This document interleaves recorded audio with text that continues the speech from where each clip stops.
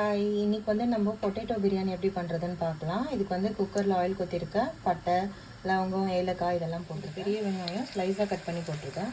Onion நல்லா cook ஆகிடுச்சு. நம்ம இஞ்சி பூண்டு பேஸ்ட் போட்டுக்கலாம். ஒரு பச்சை மிளகாய் போட்டிருக்கேன். தக்காளி ஸ்லைஸாக கட் பண்ணி போட்டிருக்கேன். கொஞ்சம் புதினா போட்டிருக்கேன். மஞ்சள் பொடி 1/2 ஸ்பூன் போட்டிருக்கேன். சில்லி பவுடர் 2 ஸ்பூன் போட்டிருக்கேன். தனியா பவுடர் 1 ஸ்பூன் போட்டிருக்கேன். பொட்டேட்டோ வந்து இந்த மாதிரி பெருசாக கட் பண்ணியிருக்கேன். ஸ்கின்னை ரிமூவ் பண்ணியிருக்கேன். ஒரு 2 பொட்டேட்டோ எடுத்திருக்கேன், போட்டுடலாம். 1 ஸ்பூன் தயிர் போட்டிருக்கேன். இப்போ நல்லா மிக்ஸ் பண்ணிக்கலாம். இப்போ கொஞ்சம் கொத்தமல்லி போட்டிருக்கேன். 2 ஸ்பூன் சால்ட் போட்டுக்கிறேன். இப்போ ஒரு 5 மினிட்ஸ் சிம்மில் வச்சு நம்ம குக் பண்ணிக்கலாம். நான் வந்து 2 டம்ளர் பாஸ்மதி ரைஸ் எடுத்திருக்கேன். இதை நல்லா ஒரு 20 மினிட்ஸ் சோக் பண்ணி வச்சுருக்கேன். 3 டம்ளர் தண்ணி ஊற்றிருக்கேன். இப்போ அரிசி போட்டிருக்கேன். பொறுமையாக மிக்ஸ் பண்ணிக்கலாம். இன்னும் கொஞ்சம் புதினாவும் கொத்தமல்லியும் போட்டிருக்கேன். இப்போ நல்லா மிக்ஸ் பண்ணிவிட்டு நம்ம குக்கர் க்ளோஸ் பண்ணி 2 விசில் மட்டும் வந்தால் போதும். அதுக்கப்புறம் நம்ம தம் போட்டுக்கலாம்.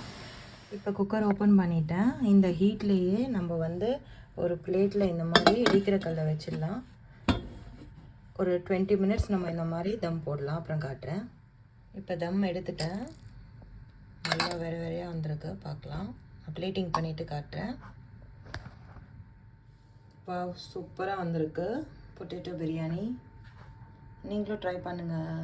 Thank you so much.